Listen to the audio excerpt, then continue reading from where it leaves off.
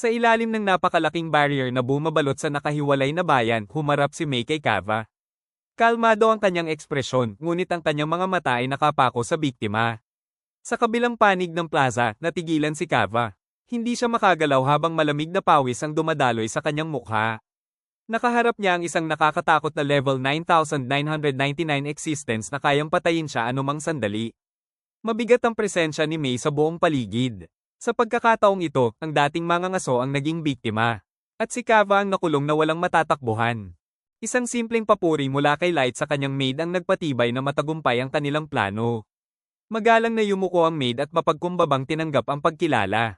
Samantala, tuluyan ang naunawaan ni Cava ang kanyang pagkakamali. Ang plano niyang bitagin ang mga tauhan ni Si ay bumalik sa kanya. Imbes na siya ang manghuli, siya mismo ang nahulog sa kanilang patibong. Napabuntong hininga siya habang tinatanggap ang mapait na katotohanan na siya pala ang tunay na target. Ngunit ayon sa mastermind, isa lamang itong pag-iingat. Ang kanilang pangunahing layunin ay hulihin sina Ano, at kung sakaling magpakita si Cava, plano na rin nila itong dakpin sa parehong operasyon. Ang totoo, wala silang kasiguraduhan hanggang sa huling sandali. Sa panlabas na anyo, mukha lamang ordinaryong tao si Cava.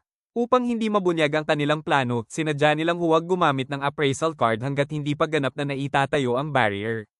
Ngunit dahil sa labis na kumpiyansa ni Cava, nag-iwan siya ng isang nakamamatay na butas sa kanyang depensa. Dahil nakatago ang kanyang stats at kampante siyang gumagala sa paligid, nagkaroon ng pagkakataon si May na suriin siya mula sa kanyang pinagtataguan gamit ang appraisal skill. Agad niyang ipinadala ang resulta sa pamamagitan ng telepathy na nagbigay ng impormasyong kailangan nila upang makontrol ang sitwasyon. At doon nila nalaman ang katotohanan. Ang lalaking nasa kanilang harapan ay hindi tao, siya ang level 5,000 flesh zombie, Cava. Isang mapait na ngiti ang sumilay sa mukha ni Cava habang tuluyan niyang napagtanto ang bigat ng kanyang mga pagkakamali. Tinaakpan niya ang kanyang mukha at napailing sa sarili. Akala niya'y naging maingat siya, ngunit hindi man lang niya napansin ang maid na nagmamasid mula sa mga anino. Isang nakakahiya at nakamamatay na pagkukulang. Napabuntong hininga siya at inamin kung mayroon lamang sana siyang kaunting tulong, baka nagawa pa niyang baligtarin ang sitwasyon. Ngunit sa huli, napagtanto niyang siya ang tunay na naloko sa larong ito. Wala namang balak ang kanyang bihag na pakinggan ang kanyang pagsisisi. Sa malamig at awtoridad na tono, agad nitong pinutol ang usapan. Hindi ito ang oras para sa panghihinayang. Ang mahalaga ngayon ay mga sagot. Sa gitna ng tahimik na outpost, diretsahan nitong ibinato ang dalawang tanong. What is C? And who exactly are you? Biglang naglaho ang kanyang pagsuko. Nanlaki ang mga mata ni Cava habang umaangat ang kanyang mga kamay at napalitan ng malamig na puot ang kanyang kaninang pagsisisi.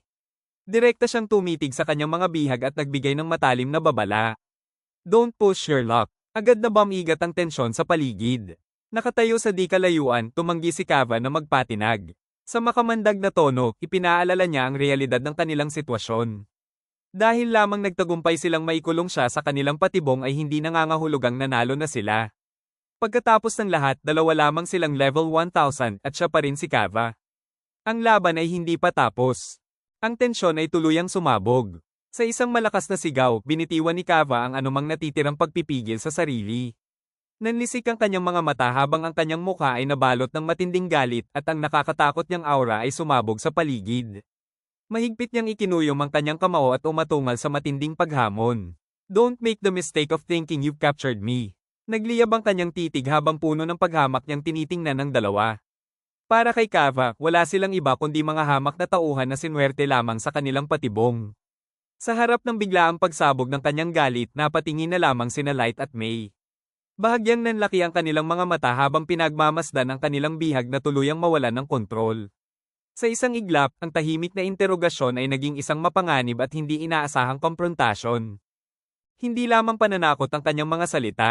Biglang nagsimulang magbago ang katawan ni Cava habang ang kanyang nakatagong kapangyarihan ay sumisiklab palabas. Bumukol at lumobo ang kanyang laman sa isang nakakatakot na paraan habang ang maitim na enerhiya ay pumupulupot sa kanyang lumalaking katawan. Ang kanyang mga kalamnan ay patuloy na umumbok lampas sa normal na limitasyon ng tao. Umalingaw-ngaw sa paligid ang sunod-sunod na tunog ng pagbitak at pagkalagot. Ang kanyang mga buto ay nagbabago ng anyo at ang kanyang balat ay nababalutan ng malalalim na bitak habang unti-unting nababaluktot ang kanyang katawan tungo sa isang hindi na maituturing na tao. Nang marating ng kanyang transformesyon ng sukdulen, isang baluktot at nakakakilabot na tawa ang kumawala mula sa kanyang bibig. Ang nakakabinging halakhak na iyon ang naging hudyat ng paglitaw ng kanyang tunay na anyo at ang simula ng isang mas nakakatakot na bangungot. Nang tuluyang matapos ang nakakatakot na transformation, nabunyag ang tunay na anyo ni Kava. Ganap nang naglaho ang kanyang anyong tao. Sa gitna ng nayon ay nakatayo ngayon ang isang dambuhalang halimaw na binubuo ng naglalakihang mga kalamnan at mutadong laman.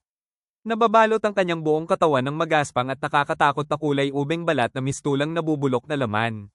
Sa wakas, ganap nang lumitaw ang level 5,000 flesh zombie sa kanyang tunay na anyo, handa na niyang durugin ang patibong na kumulong sa kanya at ang sinumang manggahas na hamarang sa kanyang daraanan. Habang unti-unting humuhupa ang alikabok, nakatayo si Kava na tila isang higanti sa harap ng kanyang mga bihag. Umalingaw-ngaw ang nakakakilabot na tunog ng kanyang leeg habang ito'y kanyang iniunat. Pagtingin niya sa dalawa, lumitaw ang isang mayabang at kontentong ngiti sa kanyang mukha. Pinagtawanan niya ang tila pagkabigla ng masked strategist at ng maid sa kanyang transformation. Ngunit nanatiling tahimik ang dalawa, nakatingin lamang sa kanya nang walang anumang reaksyon. Walang pag-aalinlangang kinumpirma ni Kava ang impormasyong kanilang nalaman. Tama ang resulta ng appraisal skill. Siya nga ay isang flesh zombie. Ipinaliwanag niyang karaniwan niyang itinatago ang kapangyarihang ito upang maiwasan ang hindi kinakailangang atensyon. Ngunit agad na napalitan ng mapagmataas na tono ang kanyang boses habang ipinagmamalaki ang kanyang dambuhalang katawan.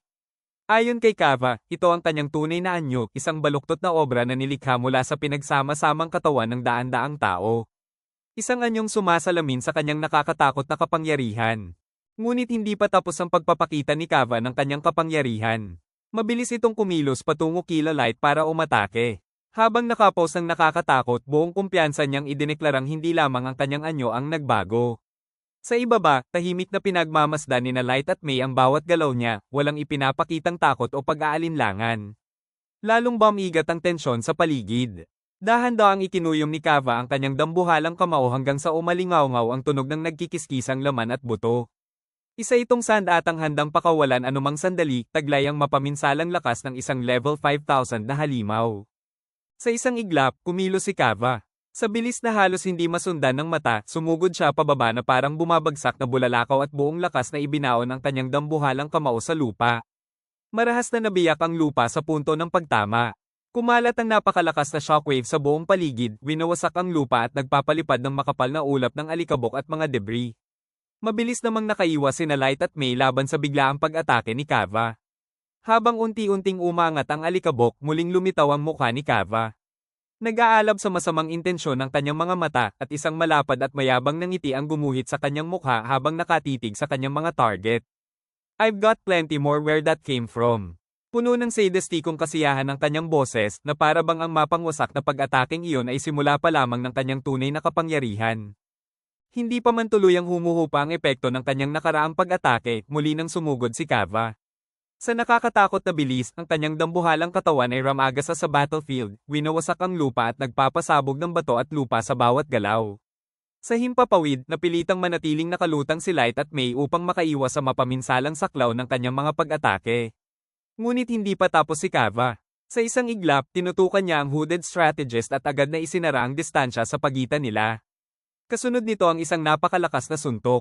Umalingaw-ngaw ang pagsabog ng shockwave sa buong wasak na battlefield habang sumabog ang puwersa ng pag-atake sa harap mismo ng Young Master, sinusubok kung kakayanin ng kanyang depensa ang bangis ng isang level 5,000 na halimaw. Naging magulo ang buong battlefield habang nagliparan ng mga bato at debris sa lahat ng direksyon. Sunod-sunod na bumagsak ang matutulis na tipak ng bato habang malalakas na bugso ng hangin ang humahagupit sa paligid. Sa gitna ng kaguluhan, mahinahong dumipensa si May habang nananatiling ligtas sa ere. Ngunit sa kabila ng mapangwasak na pag-atake ni Kava, nanatiling hindi natitinag si Light. Madali niyang hinarang ang mga debris at shockwave na para bang wala lang ang lahat ng iyon. Nabigla si Kava. Bahagyang nagbago ang kanyang ekspresyon habang napagtanto niyang wala ni isang gasgas ang kanyang naidulot sa kanilang dalawa. Unti-unting humupa ang alikabok. Magana lumapag ang Young Master at ang kanyang maid sa wasak na lupa. Habang gumugulong ang maliliit na bato sa kanilang paanan, kalmado silang tumayo at hinarap ang dambuhalang halimaw. Para bang ang pagwawala ng isang level 5,000 na monster ay isa lamang maliit na abala. Sa gitna ng usok at pagkawasak, itinaas ni Kava ang kanyang dambuhalang braso at itinuro ito sa kanyang mga kalaban. Bagamat halatang ayaw niyang aminin, kinilala niyang nagulat siya sa kanilang kakayahang iwasan ang kanyang sunod-sunod na pag-atake. Mula sa kanyang matayog na kinatatayuan, tiningnan niya ang dalawa sa harap ng Stone Tower at may pang-uuyam na sinabi na mahusay silang tumakas. Dagdag pa niya, kahanga-hanga raw ang liksi nila para sa dalawang level 1,000 lamang. Ngunit nanatiling kalmado ang young master. Habang nakatingala kay Kava, gumawa siya ng sarili niyang pagsusuri. Noong una, inakala niyang puro hilaw na lakas lamang ang taglay ng flesh zombie. Bahagyang ngumiti ang si Light. Inamin niyang mali siya. Hindi lamang lakas ang taglay ni Kava, mayroon din itong pambihirang bilis at katumpakan sa pag-atake. Sa lahat ng aspeto, isa itong kahanga-hangang kalaban. Pagkarinig ng papuring iyon, muling gumuhit ang isang mapanganib at may kumpiyansang ngiti sa mukha ni Kava. Of course, lalong lumaki ang kumpiyansa ni Kava. Itinaas niya ang kanyang dambuhalang kamay at buong pagmamalaking itinuro ang kanyang mutadong katawan habang lumalapad ang baliw ng ngiti sa kanyang mukha. Ipinagyabang niyang ang anyong ito ay isang tunay na obra maestra, isang perpektong likha ng isang master. Biglang nanlaki ang mga mata ng young master sa likod ng kanyang maskara. Master. Agad siyang nabigla sa revelasyong iyon. Ang simpleng salitang iyon ay nagbukas ng panibagong posibilidad na hindi niya inaasahan. Sa gitna ng usok at wasak na battlefield, nanatiling nakatayo ang dambuhalang flesh zombie habang ipinagpapatuloy ang kanyang kwento. Ayon kay Kava, mayroon lamang isang bagay tungkol sa kanyang paglikha na maituturing na kapintasan. Huminto siya sandali bago muling ngumiti. Actually, I wouldn't even call it a problem. Nagpakita ng mabangis na ngiti si Kava habang lalong nagiging nakakatakot ang kanyang ekspresyon. Wala nang bakas ng pagiging tao sa kanyang anyo habang ibinubunyag niya ang kapalit ng kanyang napakalaking kapangyarihan. Ayon sa kanya, may isa lamang maliit na kapalit ang pagkakaroon ng ganitong, perpektong, katawan. Kailangan niya itong pakainin. Upang mapanatili ang kanyang lakas at anyo, regular siyang kumakain ng laman ng tao. Sa sandaling iyon, tuluyang nabasag ang kalmadong anyo ni Light. Nanlaki ang kanyang mga mata at bumuka ang kanyang bibig sa matinding pagkadismaya at galit. Ang nakakagimbal na revelasyon ay agad na nagpawala sa kanyang kalmadong pag-aanalisa.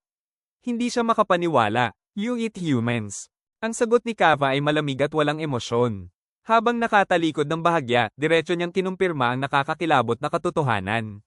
Yes, I do. Nilinaw pa niya na hindi ito metapora o simbolismo, literal niyang kinakain ang laman ng tao bilang bahagi ng kanyang pisikal na pangangailangan, gaya ng ibang nilalang na kumakain para mabuhay. Nanatiling tahimik ang young master at ang maid, parehong mabigat ang tingin habang pinoproseso ang bigat ng kanyang sinabi. Ngunit hindi pa doon natapos si Kava. Isang nakakatakot na ngiti ang gumuhit sa kanyang mukha habang idinagdag niya ang kanyang kagustuhan bilang isang halimaw na mas mahusay para sa kanya ang mga biktimang may malalim na ugnayan o emosyonal na koneksyon sa isa't isa. Sa kanya, iyon ang uri ng pagkain na kapaki-pakinabang at pinaka-inaasam ng kanyang katawan. Lalong tumindi ang tensyon sa pagitan nila habang unti-unting lumilinaw ang tunay na kalikasan ng level 5,000 flesh zombie sa harap nila. Napahagikjak si Kava habang tuluyang nilalamon ng kanyang kabaliwan ang kanyang ekspresyon. Buong pagmamalaki niyang ikinwento kung paano siya nasisiyahan sa pagdudulot ng takot, pagdurusa, at kawalan ng pag-asa sa kanyang mga biktima. Para sa kanya, ang matinding emosyon ng mga tao ay isa lamang anyo ng libangan. Habang patuloy siyang nagyayabang tungkol sa kanyang baluktot na pananaw, lalong bumigat ang atmosfera sa paligid. Ngunit bago pa siya makapagpatuloy, biglang naputol ang kanyang pagsasalita. Nakatayo sa gitna ng wasak na pamayanan, mahigpit na nakaharap sa kanya si Light. Wala na ang dati nitong kalmadong tono. Malamig, tahimik, at puno ng galit. Sa isang boses na sapat upang patahimikin ang buong battlefield, nagsalita siya. Shut up. Saglit na tumigil ang lahat. Don't say another word, you piece of crap. Isang mayabang na ngiti lamang ang isinagot ni Kava sa galit ng young master. Pinagkibit balikat niya ang insulto at sinabing masyado naman itong marahas. Buong kumpiyansa pa niyang ipinagmalaki na kaya raw hindi niya gusto ang mga bata ay dahil hindi nila kayang maunawaan ang kanyang mataas na panlasa. Ngunit ubos na ang pasensya ni Light. Sa gitna ng usok at wasak na battlefield, muli siyang nagsalita sa malamig na boses. I told you to shut your mouth. Tumilim ang kanyang titig habang tuluyang nawawala ang anumang bakas ng pakikipag-usap o pakikipagnegosasyon. Tapos na ang mga laro. Tapos na rin ang pakikinig sa mga kabaliwan ni Kava. Direkta niyang ipinahayag ang kanyang desisyon. No matter what happens, I will capture you. Walang pag-aalinlangan sa kanyang boses. Hindi na makakatakas si Kava. Kapag nabasag na niya ang paglaban nito at nakuha ang lahat ng impormasyong nasa isipan nito, saka lamang matatapos ang lahat.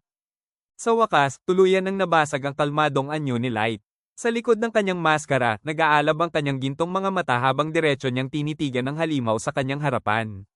Mahigpit niyang ikinuyom ang kanyang kamao, at ang galit na matagal niyang pinipigilan ay tuluyan ng kumawala.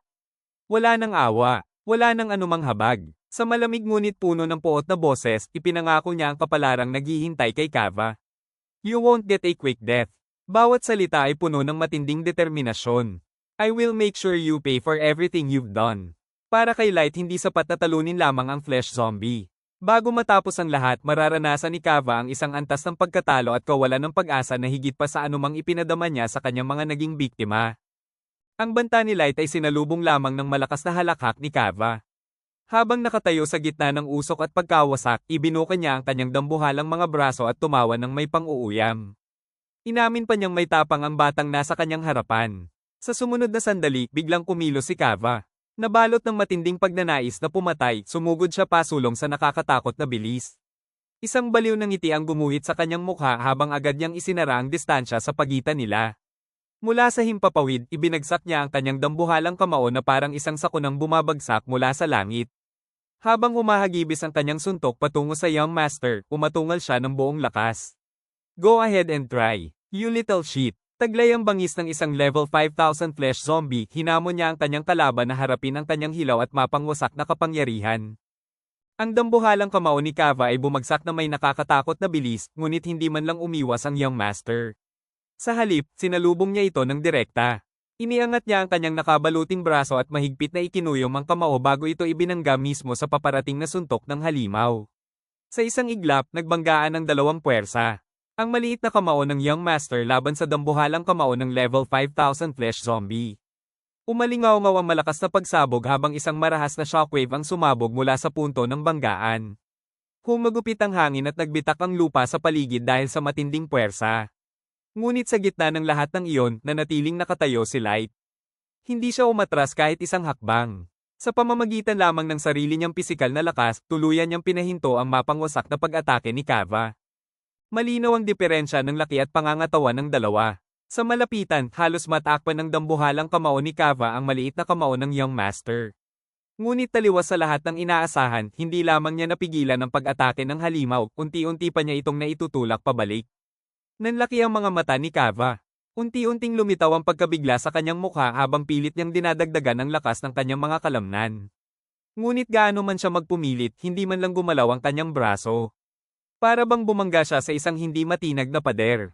Doon tuluyang tumama sa kanya ang katotohanan. Sa gitna ng wasak at nakatagilid na battlefield, matatag na nakatayo si Light. Kalmado siyang nakatingala sa dambuhalang halimaw habang walang kahirap-hirap na pinipigilan ng lakas na kayang yumanig ng lupa. At sa unang pagkakataon mula nang magsimula ang laban, si Kava ang nakaramdam ng tunay na pagkabigla. Sa isang iglap, nabasag ang balanse ng kanilang banggaan. Isang marahas na pagsabog ng dugo at maiitim na piraso ang sumabog mula sa dambuhalang braso ni Kava habang tuluyang nabigo itong salagin ng lakas ng Young Master. Nanlaki ang kanyang mga mata hanggang sa sukdulen.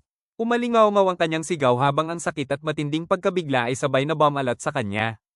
Hindi niya maintindihan kung paano nagawang wasakin ng isang taong dapat ay mas mahina sa kanya ang kanyang depensa sa isang suntok lamang. Ngunit wala siyang oras para makabawi. Bago pa niya lubusang maunawaan ang nangyari, muli nang kumilos ang Young Master. Sa nakakatakot na bilis, sumugod siya pasulong at isinunod agad ang kanyang pag-atake. Bahagya siyang yumuko habang inihahanda ang susunod na suntok, walang kahit katiting na awa sa kanyang kilos. Sa ilalim ng kanyang maskara, nanatiling malamig at walang emosyon ang kanyang titig. Hindi na nag-aksaya ng oras ang Young Master. Habang nabubulabog pa si Kava sa pagkawasak ng kanyang depensa, agad niyang sinamantala ang pagkakataon at nagpakawala ng isa pang mabagsik na suntok mula sa malapitan. Sumabog ang napakalakas na puwersa ng pag-atake, kasabay ng pagtilamsik ng dugo at mga debris mula sa sugatang katawan ng halimaw. Isang masakit na sigaw ang kumawala kay Kava habang nanlalaki ang kanyang mga mata sa matinding pagkabigla. Dahil sa lakas ng suntok, marahas na napatras ang kanyang ulo at buong katawan. Hindi na niya nagawang pigilan ang kasunod na puwersa. Parang isang kanya na pinakawalan, tumilapon ang dambuhalang katawan ni Kava sa buong wasak na pamayanan. Sunod-sunod niyang binangga at winasak ang mga bahay at batong istruktura sa kanyang daraanan. Lumipad ang mga tipak ng bato at alikabok habang patuloy siyang itinutulak ng lakas ng pag-atake. Bumalat ang mabigat na katahimikan sa battlefield habang unti-unting humuhupa ang ulap ng alikabok. Nakatayo ang young master ng matatag, nakatalikod habang pinagmamasdan ang wasak na hagdang bato. Sa ilalim ng mga debris, tuluyan ang nabalot ng pagkataranta si Kava. Hindi niya maunawaan ang nangyari. Habang nakatitig sa kanyang wasak na braso, paulit-ulit na umalingaw-ngaw sa kanyang isipan ang isang salita. Impossible. Mas mataas ang kanyang level. Mas malaki siya. Mas malakas siya. Kaya bakit siya ang nabasagan? Bakit siya ang natatalo? Habang pilit siyang bumabangon at hinahawakan ang kanyang sugatang katawan, biglang naputol ang kanyang pagkalito. Isang malamig na boses ang umalingaw-ngaw mula sa harapan. Sa gitna ng usok, nakatayo si Light, ang kanyang presensya ay tila mas mabigat kaysa kanina.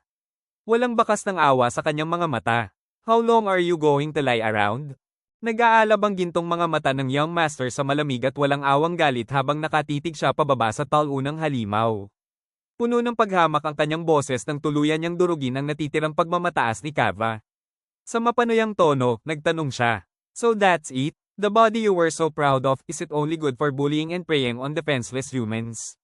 Direktang tumama ang mga salitang iyon kay Kava. Nanigas ang kanyang mukha habang unti-unting napalitan ng pagkabigla at kahihiyan ang kanyang dating kumpiyansa. Tumulo ang pawis sa kanyang magaspang na kulay ubeng balat habang nakatitig siya sa young master. Bahagyang nakabuka ang kanyang bibig, ngunit walang salitang lumabas. Sa unang pagkakataon, wala siyang maisagot.